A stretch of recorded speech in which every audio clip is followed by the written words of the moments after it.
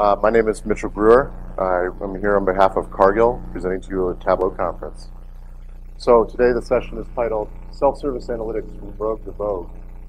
I was told I need to make some Star Wars references, so I was supposed to present here with my colleague David Walker, who co-leads the Self-Service Analytics team with me, but I'm presenting on solo today. Thank you. Thank you, Chris, for that inspiration. So up here what you'll see is my Twitter handle and email. Feel free to reach out to me if you have any questions. Specifically on Twitter, I love receiving tweets. So if you can capture me in an insightful pose, imparting incredible wisdom to you, and then tweet that at us with your feedback, what you liked, what you didn't like about the presentation, I'd really appreciate hearing from you. So to jump right in, the agenda for today: introductions, backstory, mission. You can read what's up here. I'll just jump into it. So a little bit about self-service analytics. So actually, before I even jump into that, who here has heard of Cargill? So you've all heard of it. Who here knows what Cargill does? So slightly less hands. So that's a difficult question to answer because we do a lot of things in a lot of places with a lot of people. So I have this great video that in 2 minutes or less can kind of explain a little bit about what we do. So I'll play that for you real quick.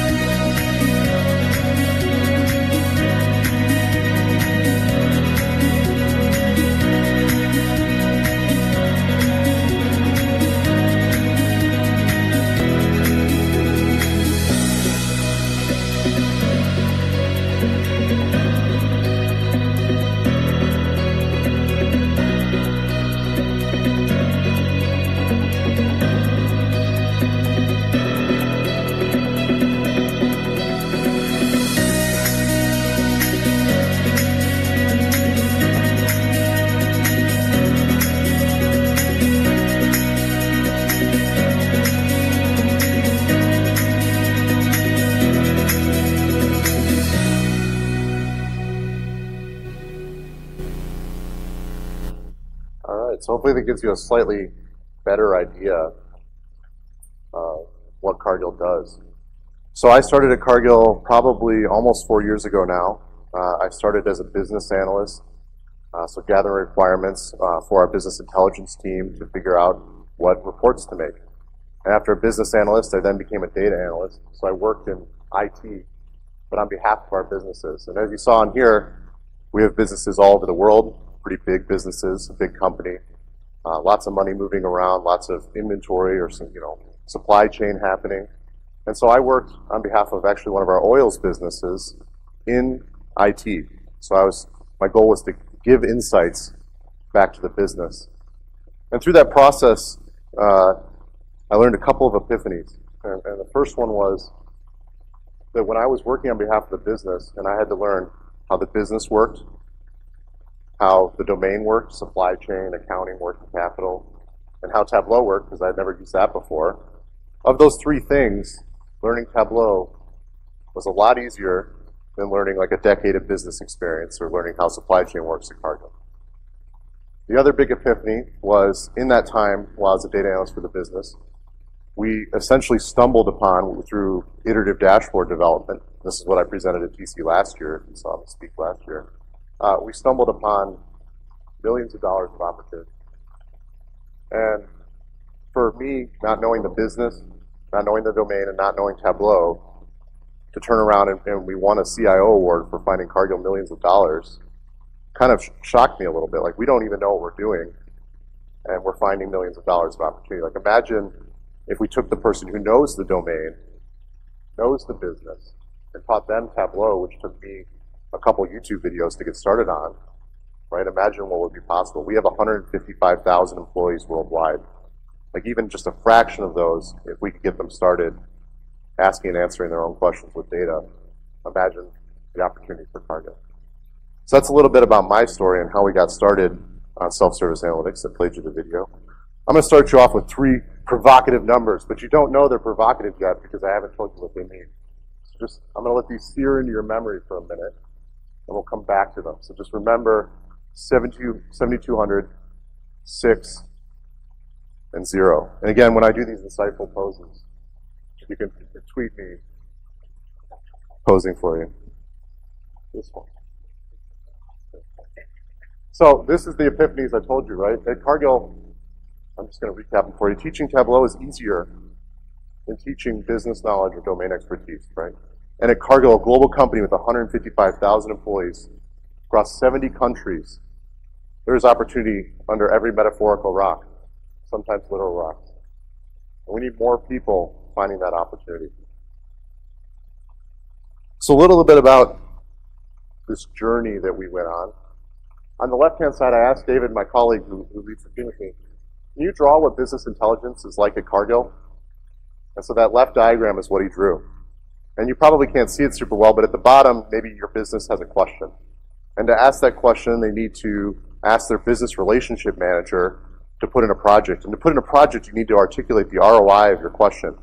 And that's kind of silly to identify the return on investment of answering a question before you've even asked it.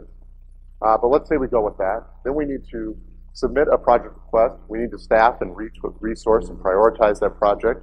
Then a business analyst, like I used to be, comes in and asks you for your requirements. A developer goes into a black hole for 3 months and builds something for you. And then after hundreds of thousands of dollars and months of work, you get an answer to your question. Now, best case scenario, absolute best case scenario, you have another question, right? Worst case scenario, you ask the wrong question to begin with, right? Your data changed, your people changed, your market changed, your business changed, right? So that just wasn't working for Cargill. So we had started, it started actually as a movement. So David and I were kind of fanatical about this. And so we basically got licensed to go and just try it, start building community and teaching people how to access their data and how to answer their own questions. And so that's what you see on the right. You have a question, you self-serve the answer, right? A lot simpler. I'll talk a little bit more about that model and its flaws in a little bit. But one question I get often when I present this story is people say like, oh, that sounds magnificent. I'd like to do that too.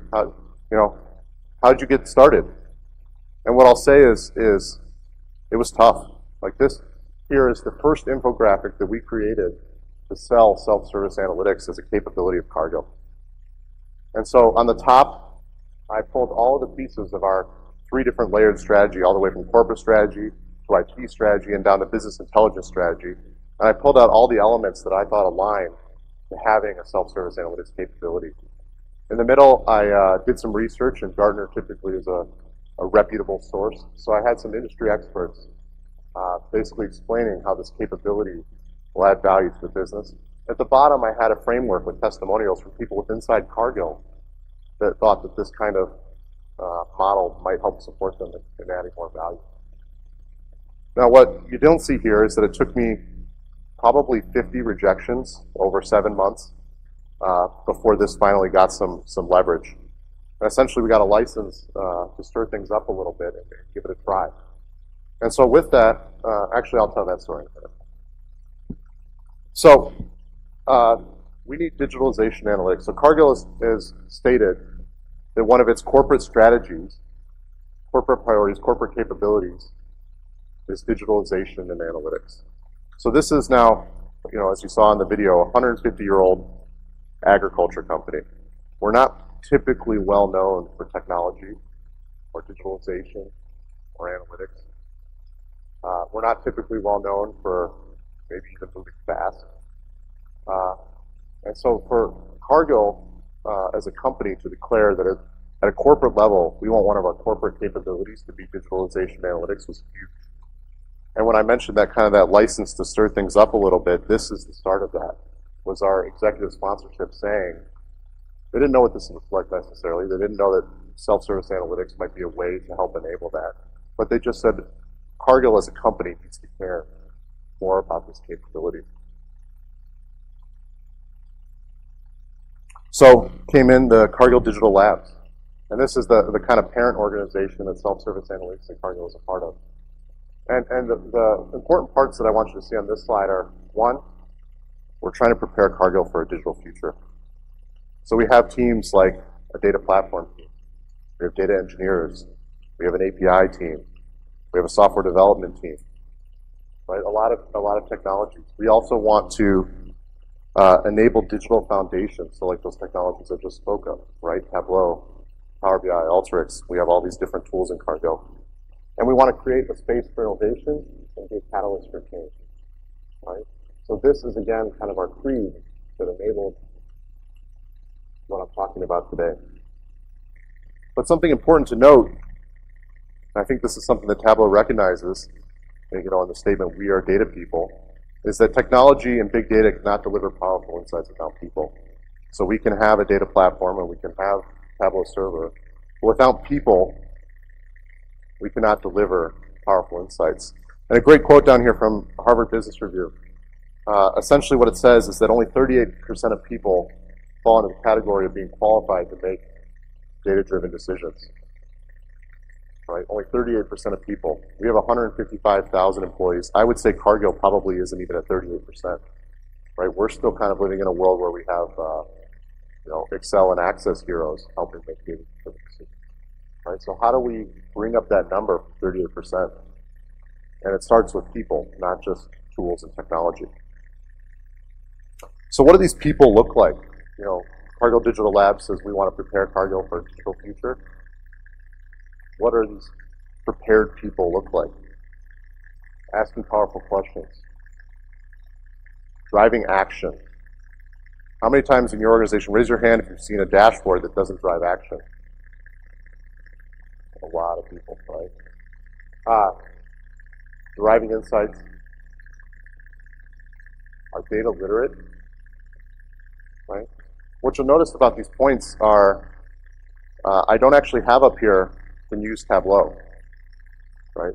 And again, it goes to that people and behaviors are as critical as the tools and technology. You have to have both. That's another quote down here from Gartner. They talk about a culture of data enablement. They say the word in here, pervasive. It needs to be pervasive across your enterprise. You heard in the keynote today repeatedly the word ubiquitous, right? Present throughout the entire organization. So really key point for us at Cargill with self-service analytics is the culture, and that really no one's left behind. So one pet peeve I have about Tableau's mission of we are data people is that it's actually excluding the word we are all data people. And I think that's an important takeaway that I want you all to have, is that it's just as important that as we being data people, that we're bringing more people into the fold so that we are all data people.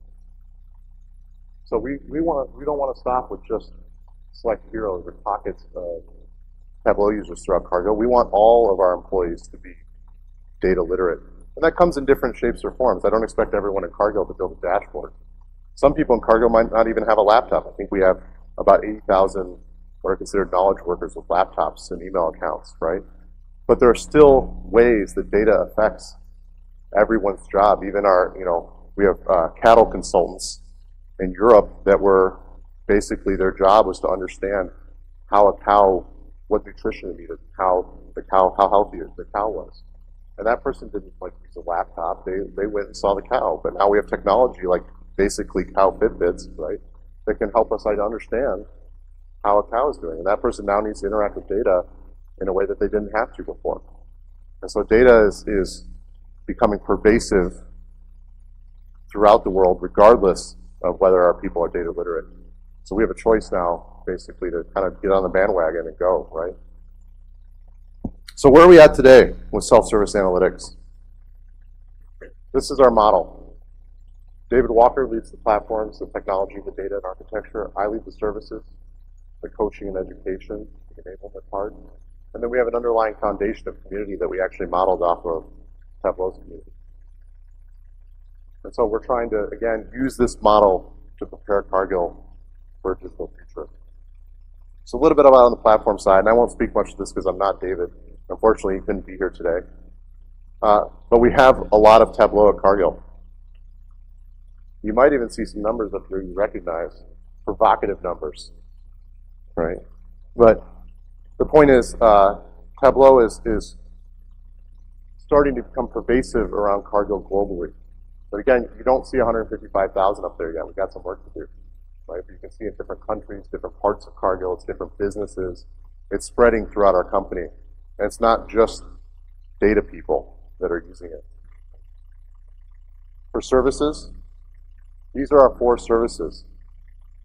And one thing I wanted to point out was that these look like mature service offerings, or at least I hope they do.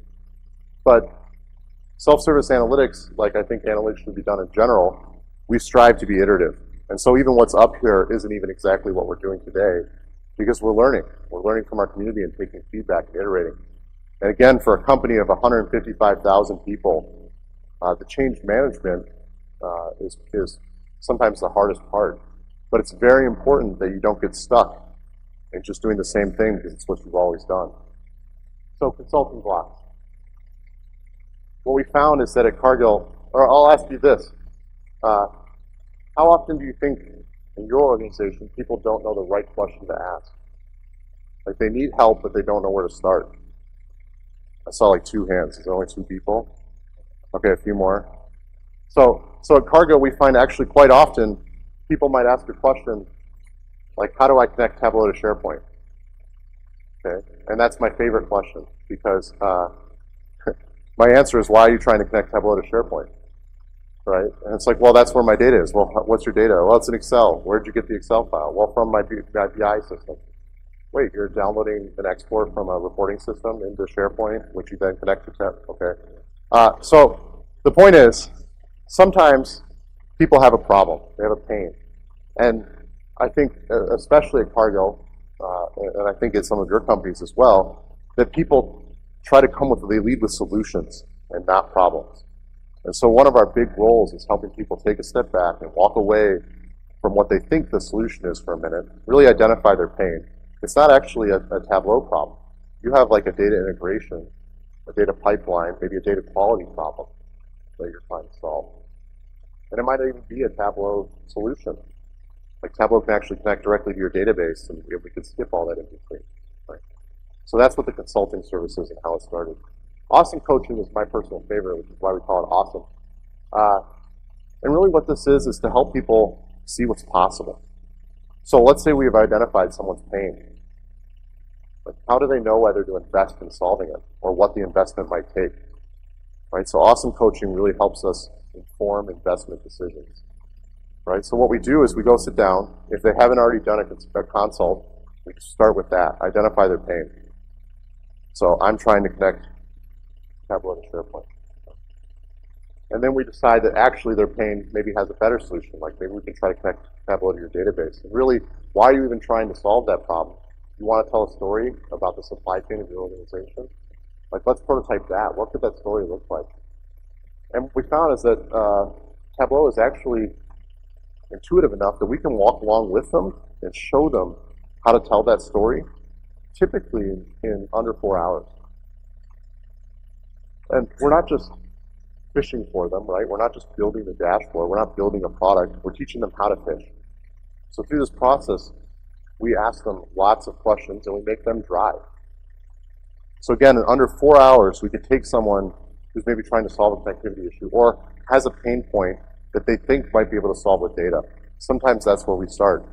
And we have to figure out where the data is, how to get access to it, and how to prototype a story that they might want to tell, which oftentimes the answer is, I don't actually know what story I'm trying to tell. I just need to get value out of data, right? So sometimes we even have to uncover how they might add value with data, and we can do that in almost under 4 hours, right? And so that, for us, is incredibly rewarding, especially because I get to walk away afterwards and not do any documentation or implementation, right? So it's super rewarding for me as a coach, but that's a really fun service, just to show people the light. And what, again, I described that process at the beginning. What used to take months to ask a question and get an answer, we're now doing in a few hours and letting people do themselves. It's astounding to watch. So we can't coach 155,000 people one-on-one. Unfortunately, even if I do that all day, every day, I'm not even going to make a dent in what we need to do. So we have some other services that are designed to kind of reach the masses. So web workshops, I mean, you guys have all seen probably webinars before, right? So web workshops, the main difference between, I guess, of what I would consider a webinar and a web workshops are that we don't really design the web workshops to be sustainable recorded content. They're designed to be an interactive forum for discussion around a topic. And so we prepare content. How do I do sharing and security in Tableau? Right? But we let the community who shows up to that session drive the direction of the session. And oftentimes it ends up taking a different turn. So I may offer the same web workshop 4 times. The actual content that's contained in it will change dramatically based on the audience that attends. And so these are a way of reaching. We usually do these for a couple hundred people at a time. We post about them in our community, and people just show up. One really cool thing about this that I mentioned, we're ever evolving. I was challenged by my boss. He said, "You guys talk about community so much. Why are you doing all the web workshops? Like you say, there's thousands of really smart people in Cargill. Like, why aren't they teaching it?" Well, that's a good question. So we actually went out and asked if any volunteers in the community would be interested in teaching on these topics. And we actually got, I was surprised. I actually called our sales rep and said, if no one volunteers, would you come in and do the workshop? And it turns out that we had a lot of community volunteers that were sometimes often more knowledgeable than us on the topics, which I think is another, I'll say, common misconception in the analytics world. Who here has heard the buzzword COE? Who here thinks the definition of center of expertise? No, great volunteers. One. Okay. I like to think of it, I was surprised. I thought everyone would raise their hand for that. I like to think of it as community of expertise. And the big difference for me is a center of expertise that has the word center in it, right? And so our team, if we were considered the center of expertise in analytics, you'd expect that everyone comes to us, works through us, and that we know we have all the expertise. But at Cargill, we have a community of expertise. And I have a great example of that in a moment. The final service on here is the Data Viz Challenge. So actually, I've been attending Tableau conference. I think this is my 4th year. So a few years ago when I attended my first Tableau conference, I watched the Iron Viz, which is tomorrow evening on stage. And by the way, a consultant that Cargill works with named Timothy Berman is competing. So feel free to tweet at Timothy. Is he in here, Timothy? No? Well, he's doing his dry run. Anyway, vote for Timothy. So Data Viz Challenge was modeled after the Iron Viz. So we had a problem where data at Cargill wasn't fun. It wasn't exciting. People weren't super engaged in solving their data challenges, right? And I saw Iron Viz, and I'm like, there's a better way. So we modeled a competition. The big difference between how we did it and how Iron Viz does it is Iron Viz typically provides a data set and the focus on the visualization part. At Cargill, and I imagine most companies, a big struggle can be sometimes knowing which data set to use, where the data set is, how to get access to the data set, how to cleanse and model that data. And the Viz part is the really fun part at the end, right? And so our Data Viz Challenge, instead of being a kind of, here's a data set, let's see if you can make the best visual, we modeled it off of a bring your own data challenge. And so our challenge was actually 2 months. And when I proposed this idea, you'll see a theme. I used an infographic. I said, let's include some training. Maybe month 1 we teach people the fundamentals of data analysis. We found people at Cargill that don't even know how to unzip a file. Like, we had to start pretty simple sometimes, right? So what are the behaviors you need to do data analysis? We had people at Cargill that were very afraid of being wrong. They didn't understand the value of iterating and learning. They were just trying to be perfect. We call it perfection paralysis. Right? Stuck trying to be correct all the time, perfect. We had Tableau graciously came in and provided education. So we held workshops for all of the participants. We provided free trials of the tools. And then people submitted business cases. And this is where that consult kind of came in. We couldn't do it for every participant. I was hoping 24 people would sign up. We ended up getting 730. So it was a little bit bigger than I expected. So I couldn't provide coaching to every person that submitted a business case one-on-one. So what the business case allowed us to do is basically provide written feedback on what their question was. So before, again, we even started building or critiquing visualizations, we were able to provide feedback on their question. Then we ended up having a showcase of all the entries.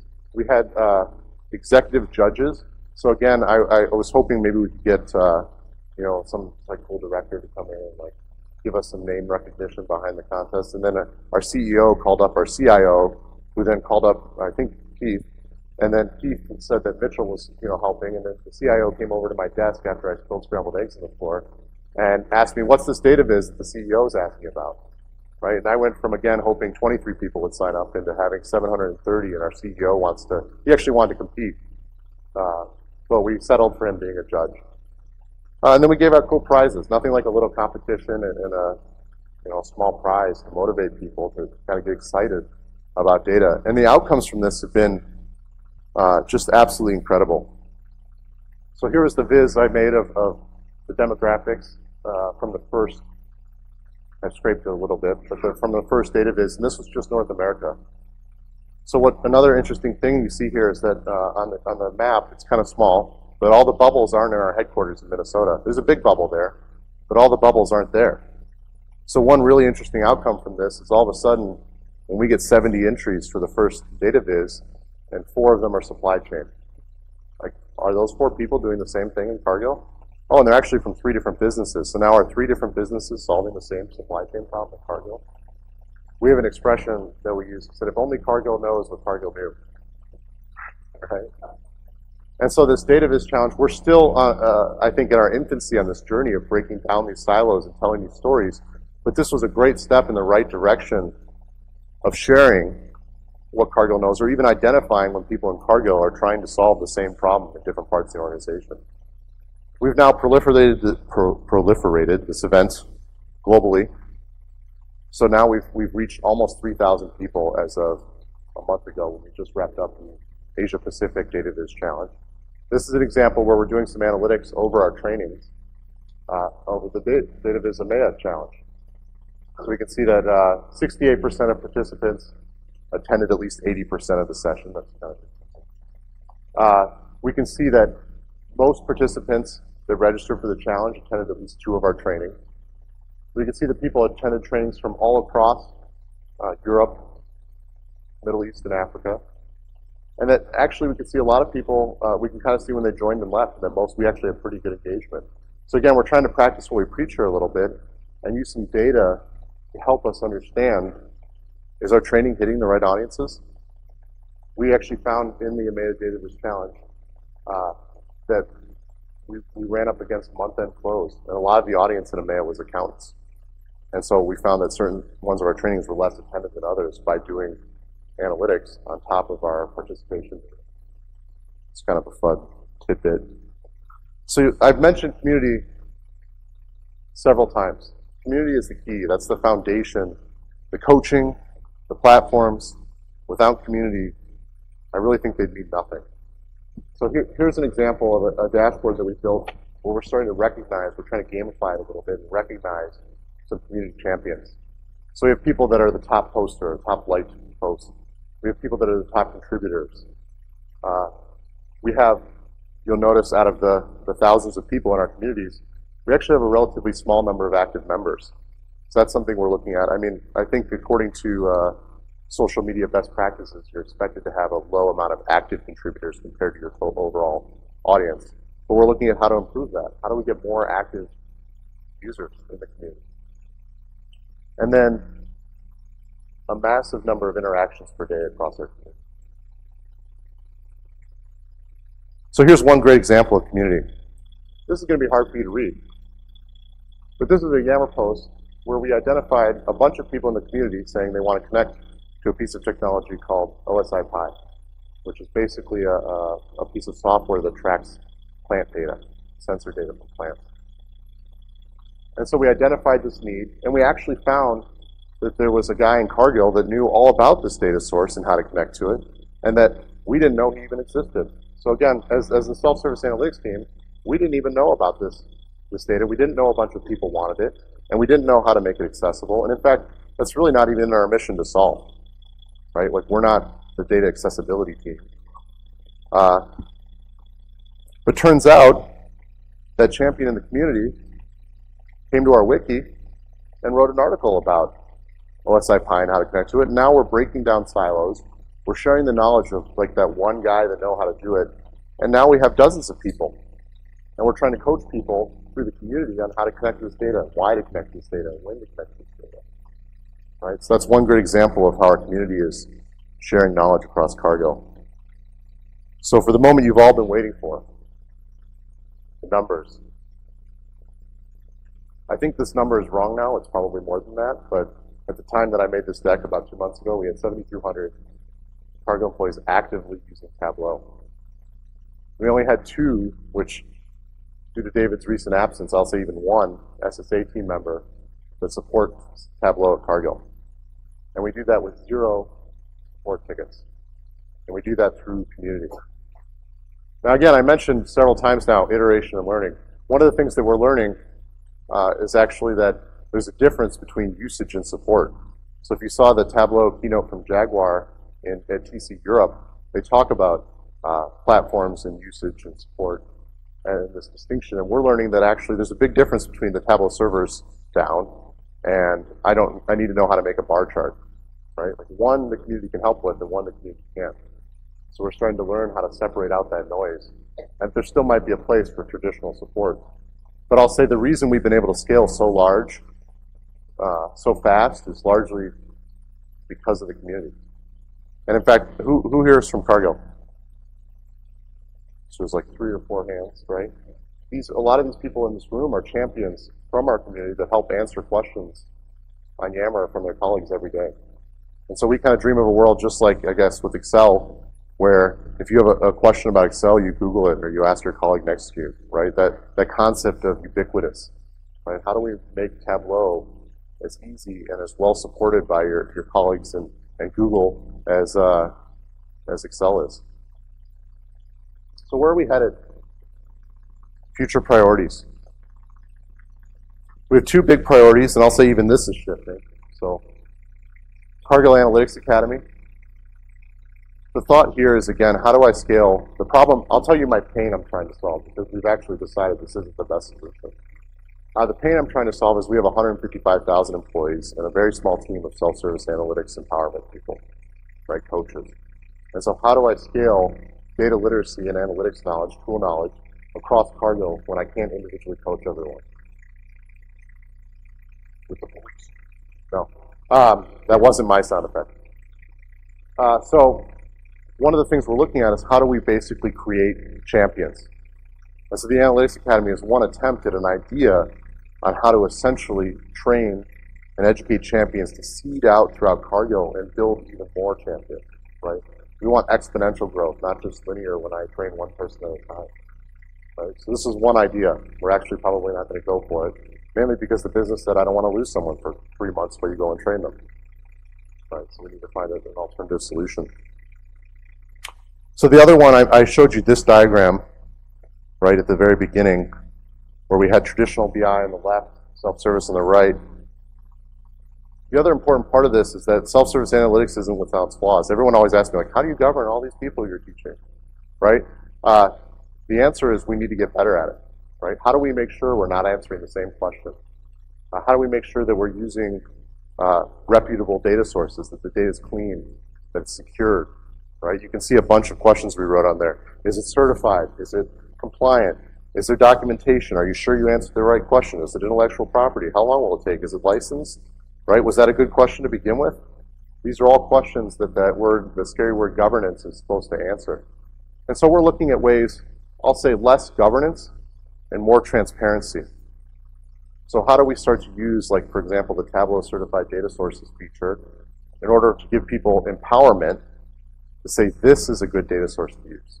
So instead of saying you have to use this data source, you should use this data source, we're saying, hey, you could use this data source, it's certified, right? And there's kind of a difference in philosophy there. And I summarize it with, who here has data stewards at their organization? A few. So I see in a lot of documentation and white papers, the answer to this problem is we need data stewards, right? We need someone to own that data, to know that it's the source of truth, that it's correct and clean and accessible, right? And instead of, I'll say, assigning a data steward and then trying to enact control and governance, we're creating champions, right? We're creating people that really care about their data and that they actually want to assume that role. And the philosophical difference there is, I guess, kind of chicken and the egg. You assign someone and then they force other people what to use, or do we find someone who really cares and wants to make that data accessible and secure? And so I think we're finding a lot of success in cultivating passionate people as opposed to assigning like the steward role. So in closing, what I'll leave you with, take some questions. People are key. You need people, you need them in a community, you need high GOTI, that's give a damn index. So you need high passion, best-in-class analytics platforms, and that's the best way that we found to start to create a culture of analytics. So if you could please, again, tweet at me, complete your survey, give me lots of stars, and I feel good about myself. Feel free to reach out, and I can take a few questions now if you have any. Yes?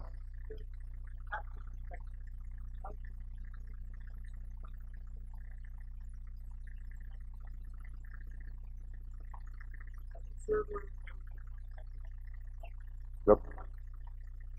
So the question was, technically are we enabling 7,200 people to use Tableau? The answer is that we do have Tableau Server. We run a perpetual model. We're slowly migrating to the new subscription licensing model. So we'll have the three roles. We'll have the creator role, which has both Tableau Desktop, Tableau Prep, and Tableau Server. We'll have the explorer role, which is mostly web editing and authoring, and then we'll have the viewer role for people to consume content on Tableau Server. But the server is the cornerstone to what we do. Yes?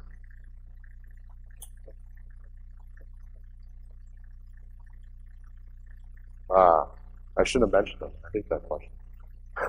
The answer today is that we're committed to helping people. This is the political answer. We're committed to helping people have the right tool for the right job. And so we're balancing it through education mainly. We're trying to educate people on what the right tool is and what the right jobs are. That's the political answer. We could talk later over a beer. Yes?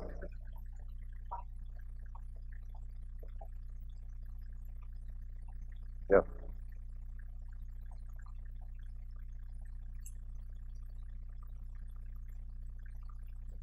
Yeah, so the question was, from a finance perspective, Tableau doesn't replicate the Excel tables super well. Have we run into that before? Is that your question? Yeah. Yeah, that's why we like the awesome coaching service and even the DataViz challenge, is because it helps break paradigms. Right? So if Excel is what they're used to, I mean, there's going to be a need for accountants. They have what they want, and so like we try to meet them where they are, but also show them what's possible. We find most of the time that, like, if you offer them a way to do their job better and more efficient, they're actually pretty excited about it. We struggle with change management at times, but I think the key is to show them the value of and honestly, if I can't show them the value of a new way of working, I'm not sure I want them to work with it. Right? But most of the time we find with the visualization, a good solid visualization, they can change their behavior, change how they're working, and create more efficiencies. As long as I can demonstrate that through like an awesome coaching or a DataViz challenge, then usually they're pretty happy about it. There is the one big question I get constantly is, I want to learn all this, but I already do 100% of my job. How am I going to learn this? And I don't have a good answer for you. We're working on that. I think one of the big things we're looking at is how do we convince the business to invest in analytics as a capability and not just a project. And a capability might have additional people. And the capability says you need to start taking your people and investing time into solving this problem. And that's one of the problems we face, I guess, with grassroots is that while everyone gets super excited, there's some people that are like, I don't have the support to rededicate my time to learning this. That was a little more than you asked. But yes?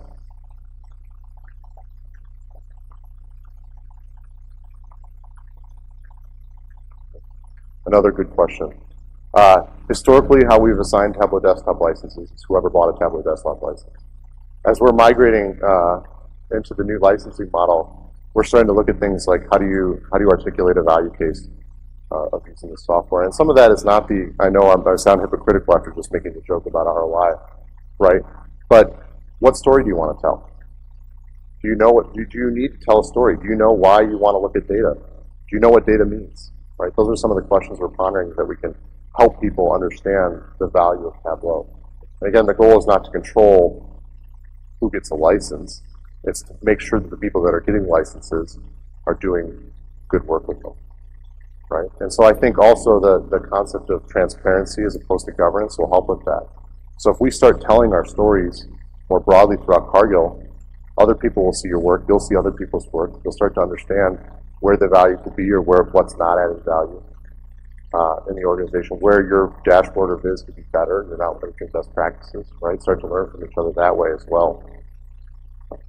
Does that answer your question?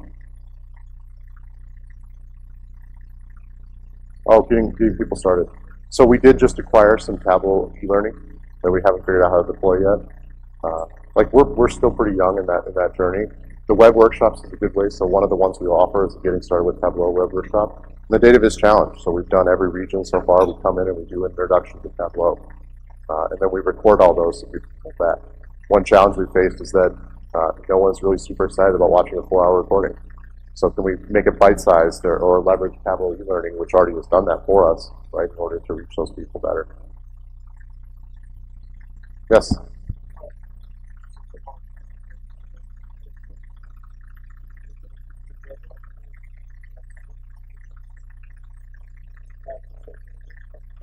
Yeah.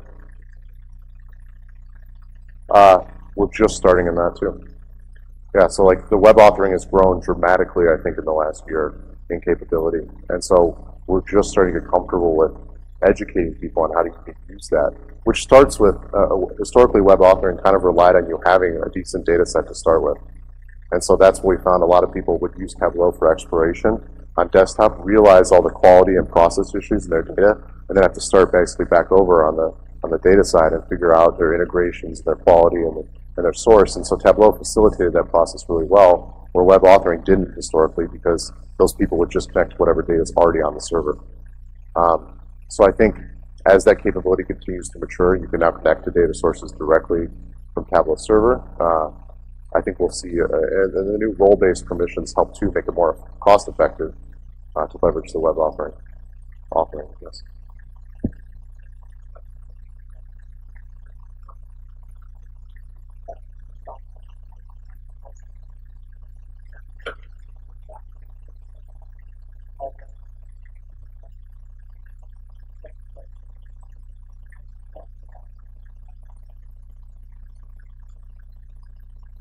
Yeah, so the questions were, one, how do we basically share content? Is there a process for sharing content throughout the organization? And two, how do we version content?